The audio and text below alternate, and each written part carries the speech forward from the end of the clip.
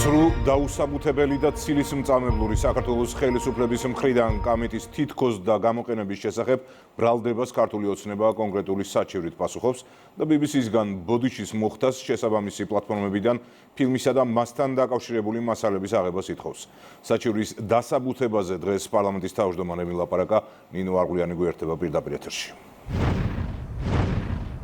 ქართულ ოცნებას იმედი აქვს, რომ ბრიტანეთის საზოგადოებრივ მაუწყებელში გაგზავნილი სარჩელით BBC გაიაზრებს, თუ რამდენად უხეშ დარღვევასთან გვაქვს საქმე და შეცდომას გამოასწორებს პუბლიკაციების წაშლით და ასევე ბოდიშის მოხდით. სხვა შემთხვევაში დღეს პარლამენტის თავმჯდომარემ თქვა, რომ არ არის გამორიცხული, რომ სამართლებრივი დავა სტრასბურგის სასამართლოში გაგრძელდეს, თუმცა მანამდე ქართული ოცნება გეგმავს ბრიტანული კანონმდებლობით გაწერილი საფეხურები გაიაროს, სარჩელი ჯერ BBC-ში გაიგზავნა, ბოდიშის არ მოხდის შემთხვევაში სარჩელით მოთხოვნილი საკითხების არ დაკმაყოფილების შემთხვევაში კი დავა ბრიტანეთის კომუნიკაციების ბიუროში გაგრძელდება და ბოლოს დავა გაგრძელდება უკვე ბრიტანეთის სასამართლოში.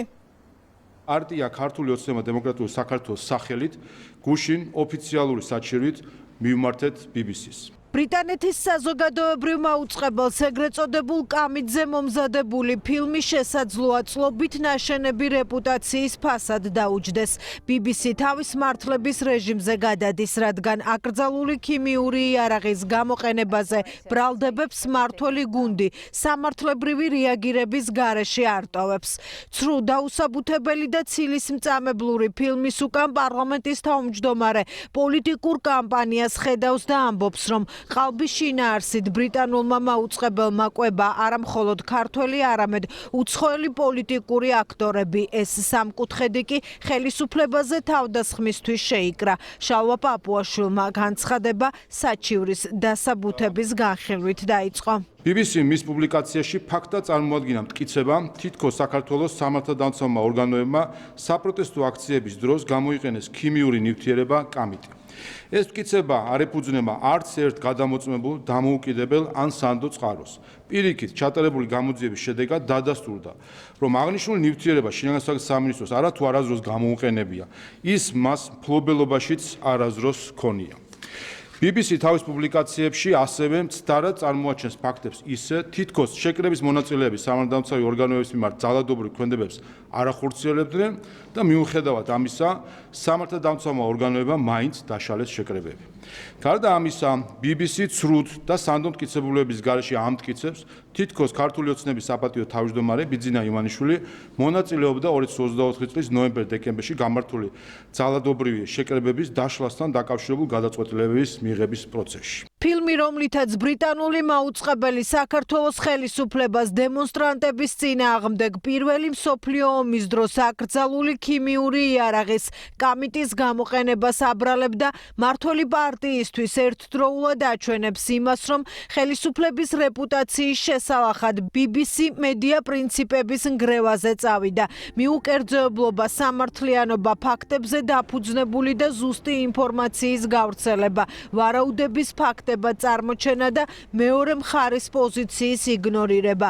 ერთ დროს ყველაზე გავლენიანი მედიისგან ქართული ოცნება შესაბამისი პლატფორმებიდან მასალის აღებას და ბოდიშს ფაქტობრივი საფუძვლების არ მქონე ვარაუდებისა და სიცრუის მტკიცებისთვის ითხოვს. ჩვენი საჩივრით მოთხოვნილი გვაქვს. პირველი, ფილმისა და მასთან დაკავშირებული მასალების აღება შესაბამისი პლატფორმებიდან. მეორე, BBC-ს მხრიდან საჯარო და მკაფიო ბოდიშის მოხდა. ფაქტობრივი საფუძვლების გარეშე ვარაუდისა და მტკიცებისთვის თითქოს საქართველოს სამართალდამცავ ორგანოებმა გამოიყენეს კამიტი. ფაქტობრივი საფუძვლის გარეშე ინფორმაციის გავრცელებისთვის თითქოს საქართველოს სამართალდამცავ ორგანოებმა ფიზიკური ძალა გამოიყენეს იმ პირობებში, როდესაც შეკრებების მონაწილეები მასზე თავდასხმას არ ახორციელებდნენ.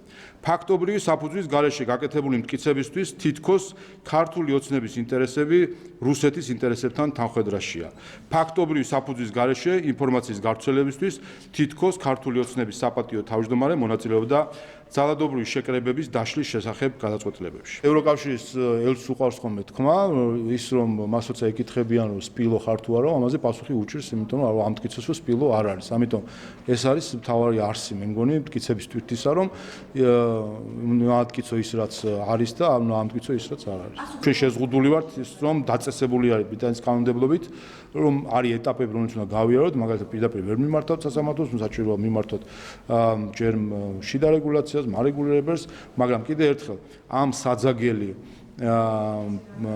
ცილისწამების წინააღმდეგ გამოვიყენებთ ყველა ინსტრუმენტს, მათ შორის ადამიანის უფლებათა ევროპული სასამართლოსთვის მიმართვის ინსტრუმენტსაც თუ კი ამის საჭიროება გახდა.